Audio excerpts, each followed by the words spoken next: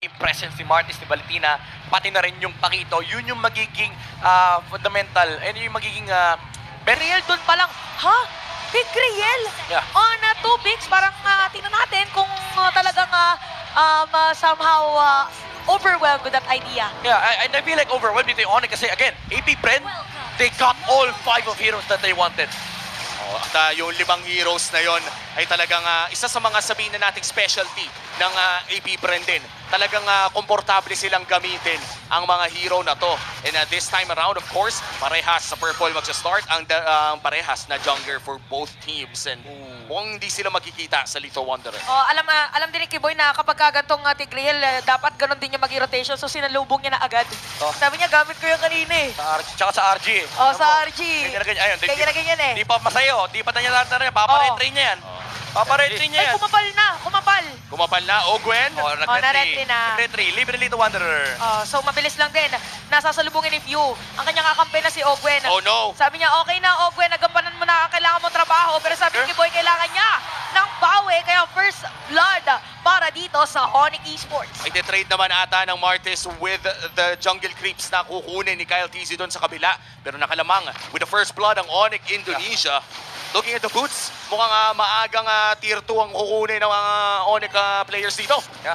And very crucial din yung pinakitang info actually ni Ogwen kanina, no, na nung humarap siya dito kay Kyrie.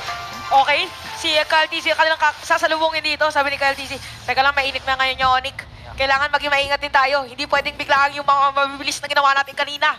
Oo. Going back lang doon sa sa yung kay Ogwen, nagpakita rin kasi ng skill kagad. Siyempre level 1 ka pa lang naman, isa lang access mo sa skill. Oo. And yung cooldown din, medyo kabisado ni Kyrie. Lalo siguro ilang beses na invade ito sa buhay niya. That's true. So kabisado niya yung buhay ng jungle plus Tigreal matchup. And nandun yung punish mula sa Onyx kasi isang flicker lang naman yung hawak ni Ogwen. Wala pa siyang mobility spell at that time. And nandun yung capability ng Onyx to really distinguish kung killable ba yung targets or hindi. And by the way, gusto ko lang i-highlight, Super Marco still Master Assassin on the Bruno. Wow. One of the highest damage builds, Doki Boy. Waiting for the level 4, pero si Boots ay pumasok na sa likod. At mukhang ang Onyx ang aatake. Kyle TC low HP. Kamunti ka na, kaya mapilitan na umalis. Dahil naman dyan, makukuha ng Onyx Esports. Yung Retribution dun sa may turtle, napakagandang zone out para sa kanila. At AP Bren aalis dahil grabe yung zone na ginawa sa kanila ng kalaban nila. First blood at first turtle sa kamay ng Onyx Indonesia. Mapupunta. Ang ganda ng ginawa ng Onyx early game pokes talaga yung kailangan mong gawin versus Martis kasi usually yung Martis kapag malaki yung buhay niya sa turtle talaga lalaban yan. Ginawa ng Onyx dito is nag-turn sila. Instead of actually contesting for the turtle, bawasan mo muna yung buhay ng Martis specifically with the Joy and the Terizla. Although you might say no, na parang okay lang naman kay Martis, lapitan siya ng dalawang heroes yun. Ang problema kasi yung Lahat- attention niya nasa turtle eh. Oo nga. Tsaka nilahat Uy! sa kanina. O si Kuya Sant, Ayan. nakakuha ng ayan na, nakakita na tayo ng 3 ikot. Nag-iinit na nga ang Onyx Indonesia. Nararamdaman na natin yung mga kills na napupunta sa lane. At pati si Super Marco ay nape-pressure na, pero si Kiboy yata ay delikado. Nagkakasalubungan dito ang 2 K, Kyle TC at Kiboy. Parehas na letter Y. Nagtatapos ang kanilang pangalan. Pero why naman ganon, Kiboy? Kung nag-aano agad. Kaya nga ang ganda ng laro ni Kiboy ngayon, hindi natin pwedeng bayasan lang ng basta-basta kasi 101, 100% KP para 1K. kay Kiboy. At siya din yung nag-flicker para ma-secure yung first blood para sa Onyx Esports. In fairness din sa Ruby pick ng Onyx, no? Again, this is very good for them kasi yung Tigreal hindi ganun ka-comfortable lumapit versus the Ruby kasi pwede rin siyang setan. And again, nandun yung punish capability ng Onyx na kapag tinulungan naman ng AP Bren, yung Tigreal, pwede rin mag-set si Kiboy sa may likuran. And sa early game, dahil hindi pa naman nagra-ramp up yung momentum dito ng AP Bren, they are gonna be able to do this, especially in the mid lane, yung Valentina. As long as abot ni Kiboy, yung Valentina ni View, there's always gonna be an attempt against the mid laner of AP Bren. And yung AP Bren, this time around, talagang medyo nahihirapan si View with the damage na nanggagaling kay Sans. And apart from that, no, mukhang ang Ruby ult ang kanyang nagiging choice as of the early game. Isa ba yun sa mga maganda talaga na pwedeng kunin bilang Valentina? Well, definitely kasi parang kulang sila ngayon dun sa crowd control kasi na zone out nga dito. Si Boots, by the way, wait lang. Napaganda setup play, nagkapupuyuan. Ay! Don't run Wolfkin daw sa may flicker out dito sa Ay! Terizla. Wala na siyang buhay. Saktong decimate. At mukhang dediretso pa nga. Uy, pero si Kyrie na doon sa may sa may buff ni Kyle TC. So nakawan lang muna. At mukhang aabot naman this time around ang Onyx doon sa may pagong. Kiboy is here. Oh, no. Mukhang siya magiging target. Ginamit na Flicker ng out. flicker. Kaya alis lang muna sila habang iba yata ang gusto gawin ng Onyx for display. I mean, nandun yung attempt ni Kyrie na mag-macro play sana, kaso hindi rin sapat dahil naka-cover din naman yung AP Bren. Even though nakuha niya yung resource away from Caldizi, it's still gonna give AP Bren the advantage kasi all across the map yung XP and yung buff na binibigay dito ng Turtle. By the way, very big question mark lang, Corrosion Sight, first item on CW.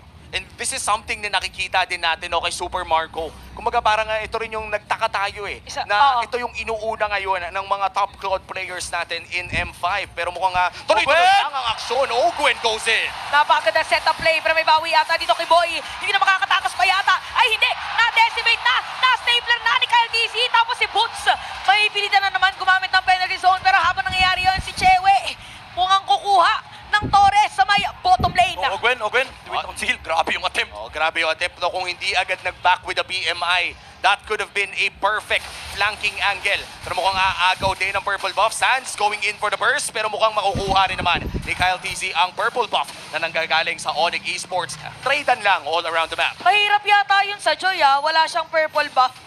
Oo, tapos matatimingan pa dito ng AP Bren yung buff this time around ni Kyle TC. Yan ang mahirap dito sa ginagawa ng Onyx is, yes, nakakakuha ng farm CW, may pressure on the bottom lane, pero walang mapuntahan yung Joy. Especially that the mid lane is being controlled by AP Bren. You don't want to be fighting into that. Lalo nga existing yung Tigreal na answer. Yung Pakito rin hindi niya kaya So medyo problematic for Kyrie. Saan ka pupunta as the jungler of Onyx? Yes, tempo is on your side. Pero dahil nga, hindi rin naman natutulungan si Kiboy. Ngayon, si Kiboy, sineseta na nga mag-isa ni Ogwen. So, ang ganda ng attempt ng AP Bren. Nandun yung ideology nila. Kahit sino na magpakita sa mid lane kasi yung Joy hindi naman tumutulong. That's true. At nakikita natin, so far, parang medyo bumagal ang andar ng laro. Maliliit na kills lamang ang ating napapanood, pero may malaking tsansa na magbabago yan dahil 10 segundo na lang ay lalabas na rin ang ating third and last turtle of the game. Kyle DZ having one of the better games in... Para man din siya ng mga players dito. Look at Flap TC, suntok! Para sa suntok! Pero check lang muna. Sabi nga, kailangan kitang maalisin Chewe kasi meron to objective na season dito ng mga players. Si Owen halos wala na buhay doon pero nandito na ang ating kampe. Pero pag-terrify si Boom. Sakto! Nakukuha mo ng decimate. Pero retribution, mamupunta pa rin kay Kyle DZ. At isama mo pa si Kiboy. Hindi na nakauwi pa. Bottom lane si Kyrie. Kailangan lang munang dumepensa. And it's blood all over the map. Kyrie! Masyado ko ng pogi, boy! Isang bola lang sa mukha! Napakaganda! Super Marcon sa top lane! CW! Flap CW! TV laban kay Chewe! Ito naman yung suntok na mga sinasabi natin pero hindi magiging sapat! Chewe makakakuha ng kill! Iyon ang isa sa mga maaksyon na sequence na mapapanood natin sa buong mapa na to. Kanina, around 3 minutes ago, sinabi ko, tahimik yung laro. Yeah. Biglang nagbago ang lahat sa turtle na yun. Ito na yung sinasabi ko kanina, yung Martis ni Caldizi. Oh, speaking of the Martis, Caldizi, very, very low here. Oh, pero napakakulat penalty zone, kinasundan ni Boots. Nagkakabalita na dito mga players pero nandito na rin naman sila. Sinamit na dito pero shutdown, yes. Pero napatay lang din naman dito si Chewe. Anong mas naging magandang trade? Tapos kay Kiboy pa napunta yung kill. Yun yung pinakamasama para sa Onyx. Yung kill mapupunta, yung shutdown kill. Kay Kiboy napunta. Yung gold lane ka, gusto mong kunin yung kill, ikaw pa yung namatay. Oh my, this is really good from AP Bren. This is perfect itemization as well from Kyle TZ. Hindi naging greedy yung kanyang Martis. Most people would think na dapat ira-rush lagi yung Fury Hammer. No, in this game, importante na mag-survive siya sa early game ng Onyx. Rushing the Radiant Armor. Tapos ngayon, kompleto na rin yung Blade Armor, mitigating a lot of the damage output na nanggagaling sa Onyx. Kaya yung kaninang team fight, ang kunat ni Kyle TZ, ginamit lahat, binuhos lahat. And yung pati yung Mystic Dash, pero nabuhay siya half HP pa. At nakasaksak pa nga ng isa sa dulo. AP Bren finally getting the lead around 1,000. But still, this is anybody's game, no? Real talk lang, kaya pa rin bumawi ng Onyx dito. Kasi yung hero din dito ni Kyrie, pwedeng biglang dumaan tapos retribution. Dumating na tayo sa point na yung mga long games. Makagalingan na ng Lumetri Yeah, pero that's a big gift kasi now the joy of Onyx has been completely shut down. Start yung build dito si Kyrie. Very good adjustment kasi nga hindi naman niya siya makakapag-pop ng ulti basta-basta because of the existence ni Tigreal. Pero even yung kanyang mga magic pokes, yung mga dash niya tapos into the normal attack, hindi na nagmamatter for AP Bren kasi ang sasalo niya lahat si Kyle TZ. Kyrie! Kagaya nga, makikita natin. Kyrie spotted! Pero Kyrie spotted, naspatan din yung Lord! Okay. Parang dumaan lang! Okay, dami ko sinabi. Borderline. Conclusion, pogi. Oo nga, retring pogi ang tawag natin dyan. Dumaan lang! Dumaan Uy, Retri! lang. Wala eh. Pogi! Nag-take out eh. Sabi niya, Kyle, akin na rin. Pero yun yung mga kailangan ingatan niya na AP Brent kasi yung mga ganito. Yan yung mga Wala eh. nagpapama na lang na Gilak Suns. No? Gilak By the way, Suns. ayan na, magsisimula na muli Eto ang ating na. game number 2. Game Number 2! Oh, At ito. andyan na nga, kakasabi mo palang pinagsasasabak na! Pagkakabalik Chewe. natin, si Chewe pala nakakuha na nga talaga nila. Boss, bumaba ka yung KD niya, boss. Oh, eto na. Sinapak ni Blap. Nakita yung, oh my God, the stats for Chewe is high, sabi ni Flap TC. Oh, kailangan ibaba ibaba. natin yan. Okay. Kailangan spaghetti treatment. Sabi nila, Kailangan spaghetti. Sabi Spaghetti nila. pababa. Sky Kings pala, dapat bumaba kayo dito. Inangasan mo ba? Spaghetti na tayo eh. Pero ano to parang kakaibang potahe ang pwedeng ihanda mamaya ng Onyx kasi yung movement nila parang binago na rin nila eh. Aware sila. Pwedeng si Sans yata dito magiging X-Factor, no? Pag tumama yung mga bola-bola. Oo. Saka yung mga bola-bola dito ni Suns, habang tumatagal, mas umaabdi yan. Napansin na rin natin, no, kapag nasa mga rank games tayo at may katapat tayong board, parang nung mga early mid-game, okay pa eh. Pwede mo pang tangkihin. Pag tumagal, Pag nasa late game ka na, madaplisan ka lang ng swimming pool, patay ka na eh. kettle ball yan, Hindi kettle ko ball. alam kung nababaliw na ba ako o nag-lightning trance si Suns. Tag-lightning transition sa ata si Suns. Okay. Bakit? Sige. Makita naman yung patong damage yung pure rage nung, lightning truncheon, especially pag nag-skill sa late game. Nung masakit yan, and may slow state, and nagre-ready talaga sa mga bola-bola, tulad nga sinabi ni Chantel. Pero again, wala kang pang-counter sa radiant armor na nag-exist dito kay Kyle, tsaka na rin kay Ogwen, kasi kailangan may continuous na magical penetration. Yung binababa mo yung magical defense sa kalaban. So I think this is gonna become a problem for Onyx kasi ang namimitigit na ngayon damage output ni Kyrie. Sobrang mitigilit pa yung damage output ni Suns. At yung damage output ni Suns dito ay bukod na sa may patong sa lightning truncheon ay mukhang late game pa talaga natin. Yep. Aabangan yung percentage damage. AP Bren, lamang pa rin ang 1,000 at mukhang kontrolado ng AP Bren ang ating mapa. Ito yung 25 segundong medyo hindi makakahinga. Lahat ng mga manonood or after nun dahil meron na namang Lord. Pero parang yung pwesto kanina ni Kiboy, napwestuhan din ni Ogwen. So medyo kailangan maging maingat ngayon ng Onyx. Even Kyrie, naku po talagang binabantayan ng TC Brothers. Nauna pa mag-level. Yung kanyang orange buff. Nawala pa mag-level 15 si Kyrie, by the way, kay Kyle. Oh, retry. Ay, nakuha ni Kyrie. Okay! Oh, Pogi Pogi. din naman kasi. Pero take note, hindi na niya nagamit yung retribution niya. Meron pa Yeah. Lord. Ayun, level 15 na si Kyle DZ. Oo, hindi na gamitin ng pampanon, no? Papogi jutsu. Mamaya pa daw. Kailangan yung malaking objective ang kanyang ma-retreach. 13 minutes in, this is a Luminous Lord on the hands of AP Bren. Pero si Kuboy ay pumepwesto na. Merong ninakaw ng ultimate dito si Few. It's Yeah. going to be the I'm offended na nanggagaling sa Ruby. Pero si Butsa, kailangan nating abangan. May flicker yung Terizla. Yeah. Oo nga pala, baka biglang pwedeng tumalon para sa kanya. Look at Lap though. Ito, malaking problema ng Onyx, yung bypass na pwede gawin ng Pakito. Mahaharangan actually yung Gord dito, hindi mo nila napapansin, pero Kyle DZ, half HP. Okay, nakaabang yung mga players ngayon. Si Ogwen na dito, Zone. pero napagandang setup para kay Kiboy. Oh, Sakto may no! big rush. Ogwen is gonna be down. Tapos meron pa penalty zone. Si Butz yata magiging kapalit nila. Aalis na dito si Few. At double kill na para kay Kyrie. Kyle TC, same goes to Flap TC. Aalis na lang muna. Supermark na sa may bandaling. Kyle! Nakapapa dito yung Mystic Projectile. Kyle TC lumalaban pero hindi na sapat. Pinato na rin dito yung Worldy. At napakagandang zoning. Pinapakita ngayon ng Onyx. It is a disaster para sa AP Bren. Napakagandang engage na nagmumula kay Kiboy. Parang naamoy na lang niya na may tao doon at dinire-diretso na niya ang kanyang pag-engage. And that essentially secures the Luminous Lord para sa Onyx Esports. Very similar sa approach nila nung game number 1 na talaga nag-hero lock dito yung Onyx. Hindi one lane teamfight eh. Dalawa essentially. Yun ang nangyaring laban na yun. Kasi si Boots, ginamit yung penalty zone dito kay Kyle DZ, attempting to contest the Lord. Pero yung rest of members ng Onyx, talagang humanap sila ng teamfight. And Kiboy, again, finding that set against AP Bren, even in front of the Tigreal. Aray ko. Oh, masakit. Oy, para big yata. Si Chewe din na ginamit ka kanyang Wind of Nature. So, grabe pala ang palitan dito ng dalawang koponan. Parang di na timingan lang kung anong pwedeng gamitin against each other. And this might be a big push para sa Onyx Esports. A Luminous Lord sa bottom lane at mukhang kontrolado din ng Onyx ang wave sa taas at sa baba. AP Bren, paano sila dedepensa dito?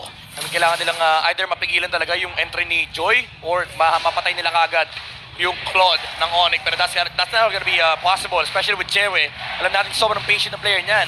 And problema na rin actually yung damage type ng Onyx dito kasi The way that they damage is yung mga mabilis na putok, especially with the Starlium and Crystal. Pero, oy! Oy, nakita natin, is Open! paputukin. Pero setup play, napakalayo na Kiboy! napuntahan dito ni Kiboy. Pero makukuha niya rin si Super Marco. Papasok din si Flap TC para sa kanyang mga knockout strike. Tapos yung bola ni Super Marco nararamdaman na. At kakapit pa nga yung tore ng AP Bren dun sa may bandang ibaba. Dalawang patay para sa side ng Onyx. 2-man down para sa side ng Onyx. As you said, walang nakuhang inhibitor turret ang kupunan ng Indonesia. Oh, Flap! Ay!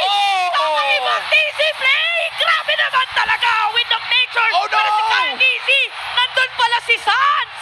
Napakagandang pag-respond ni Sands mula sa Onyx. At dahil dyan, makakakuha pa ng additional kill ang Onyx. Kay Kyrie ngayon naghahanap ng angulo. Pero hindi na ata niya itutuloy pa. Purple ang call ng Onyx.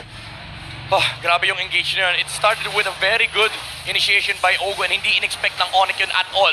Nabigla rin sila nung nag-flicker implosion dito si Ogwen, especially onto Keyboy.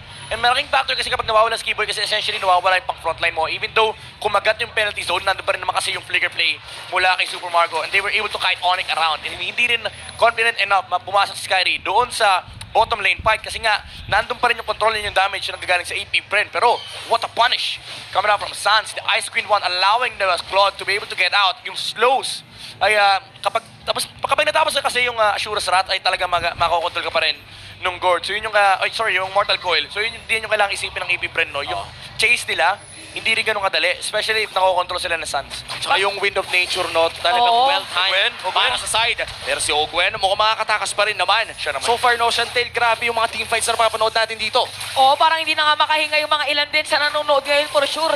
Kasi akala natin walang teamfight pero biglang may magsiset up play para sa dalawang mga post fives natin. And look at the Flap TC's position. Magpapanggam lang muna na damo. Tapos si Kyrie pwedeng tumaan anytime. Mahapdi yan, Joy yan. I mean, yung Pakito mahapdi rin naman, pero definitely napakahapdi ni Kyrie kasi again, yung Starlium combo with the Holy Crystal and of course yung kanyang Blood Wings which allows him to put out more damage and yung extra layers ng shield in HP for the Joy. So magiging survivable yung teamfight dito ng Onyx. It's just a matter of how they actually engage. Kasi kanina, nakita pa rin natin yung potential ng AP Bren. Na kapag sila'y nauna, everything goes to chaos. Pabor yun for AP Bren kasi hindi makaharap ng entry point yung heroes ng Onyx. Chewe, nangangalati na ang buhay ng Lord. Conceal play mula kay Kiboy. Karangan, Kiboy ngayon naghahanap ng angle of view. Counter conceal play. Papasok nga ba talaga? Naku po, si Kyle DC dito. Halos wala na buhay. Meron may immortality. Pinapagligiran na siya. Pero pa-set up dito. Pero yung Lord mapupunta pa rin dito sa side. Kyle DC will get the kill. Tapos si Kyrie dito, hahabulin ng mga players. Buhay pa rin naman lahat. Although si Boots pala nakakuha. Hindi na natin nakakuha ng Onyx yung Lord. Pero dediretso dito ang AP Bren sa may middle lane. It's one for Lord. And kung titignan natin, it wasn't an evolved Lord dahil 1740. Sinimulan ng Lord na yon. Yeah, pero ang crucial dito is AP Bren, they are able to still limit yung pwede makuha ang advantage dito ng Onyx after getting that Lord. Although dalawang immortality yung naging cost nun, still you are buying enough time for AP Bren to reset yung kanilang mga spells, yung mga battle spell, yung mga flickers. Kasi again, nakita natin, kapag si Ogwen yung nahuling nag-set, may potential talaga yung teamfight dito ng AP Bren. At ngayon mukhang dedepensa ang AP Bren. Mukhang hindi talaga niya i-give up yung inhibitor turret doon sa baba. Pero si Kiboy ngayon ay nag-aamoy na naman ng mga pwedeng hilain. Pero Chewe! No! Hindi na nakatakas pa. Anong PMI out? PMI out. Sakto yung decimate. Tapos si Kiboy naman, yung isa-zone out pa dito. And AP Bren, kaya naman pala lahat ng mga torre talagang bibitawan. Walang palalagpasin kung pwedeng depensahan, dedepensahan. What are you doing, Chewe? Very out of position yung Claude doon. Naghihintay sila ng objective from Onyx. You don't do this against AP Bren. Nakita natin yung willingness nila kanina mag-commit sa teamfight. But if you give a mistake like that, pero Platizi, May naging bawi. out of position. May bawi din, parang hindi yata aabot. Pero under traction, pero nandito na. Ay, Ogwen. At isama mo na rin dito si View.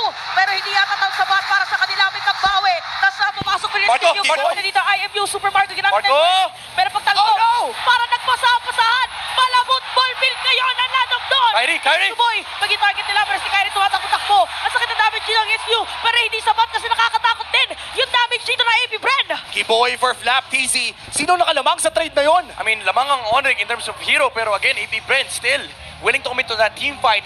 And yung takbo ng pressure ng mapa ngayon, definitely lumalamang dito AP Bren, even though they lost their XP laner, but they have to be really careful. Buhay yung Joy, may damage output ng Onyx, and they will respect that. Still, yung death na nangyari dito kay Flap TZ. Hindi naman worth it, pero it put Onyx in a position where they cannot make their own moves. And AP Bren, right now, mukhang nabura nila ang 2,000 kalamangan ng Onyx Indonesia with that pick-off kay Chewe at pati na rin kay Kiboy. Nagbayad man si Flap TZ ng kanyang buhay ay mukhang kumpleto naman ang parehas na kupunan para sa upcoming Lord. This will be the 4th Lord of the game, Evolved Lord na to. Oo, pero Delix din yung position ngayon ni Flap TZ. Parang ano siya, somehow exclamation point or memo coming from Onyx na parang Delix boss pagka inulit mo pa ng inulit yung ginagawa mong long lane. Kyrie! Ayan, kagaya niyan, siniyawan ni Kyrie. Nag-proc yung Athena Shield, pero alam na nandun si Kyrie sa may bottom lane. Dinaan sa movement speed ni Kyrie. Oo. Ay, ni Flap TZ. But still, kailangan i-fix to ng Onyx yung pushing wave sa bottom lane. Kyrie will have to show himself there. And mukhang harangan siya ni Flap TZ rito. Although lamang pa rin naman yung Joy, still that's enough vision para makontrol ng AP Bren yung takbo ng flow ng mga minion waves. And Ogwen, mukhang magtatago siya sa loob ng ng bush na yon habang nangangalahati na pala ang buhay ng Lord. Kyle TZ, nakita na niya at mukhang itutuloy-tuloy na nila kay Kyle dito ha. Make me, oh no! Si Kyle TZ dito ay mamamatay. It's gonna be a shutdown. Kaya naman isang mabilis yata makukuha. Meron pa penalty zone. At Kyrie masisecure na nga yung Lord. Si Super Marco may bilis na mag-flicker out. Ogwen magiging target nila. Si Buti sa mga baso. Flap TZ na dito na. Ginap na with the flicker. Ewe, kamuti ka na. Napakasakit ang damage game. Lumalang Oh my God! Friend, mapapaalis nila ngayon. Kiboy! Ang mga players ng Onyx. Pero ginamit ni Mystic Gosh. Si Pew mamamatay na. Kiboy isang tira na lang sana. Pero grabe pinapakita ang tapang both Onyx and AP Friend. What a close team fight at naghahanap pa nga ng dugo si Kyrie. Pero mukhang hindi na niya mahanap pa. Super Marco still alive with the immortality. Mukhang kailangan niyang dumipensa dito na mag-isa. Ay! Bawal basta dito, boy. At mukhang ang... Marco! Pero nga lang Super Marco ay mamamatay doon. Kyrie, napagandang pagpasok. Talaga nagkakasagutan lang. Oh no, the Lord! The Lord! Si Ogwen lang ang nandito para dumepensa for AP Bren. Kyle TZ, buhay na rin naman. It is a 4v2 Ayan na. scenario. Kyle TZ versus Ogwen with a Lord marching down bot lane. Okay, halos mo lang mga buhay dito mga Yung mga players ng Onyx. Pero minion wave aside ng Onyx. Pero Lord. nandito ang dalawa. Ginamit na ng Mystic Cash. Mga lahat na yung buhay. Kyle TZ. Halos mamatay na doon. Papasok na si Kyrie. Pero minion wave. Meron ding Lord para sa ng Onyx. At unti-unting makakuha ng buhay ng base. Nandito si Flap TZ. At para sa laban. 1-1 agad. Onyx Esports. Onyx Esports strike back. At mukhang may serye na tayo dito.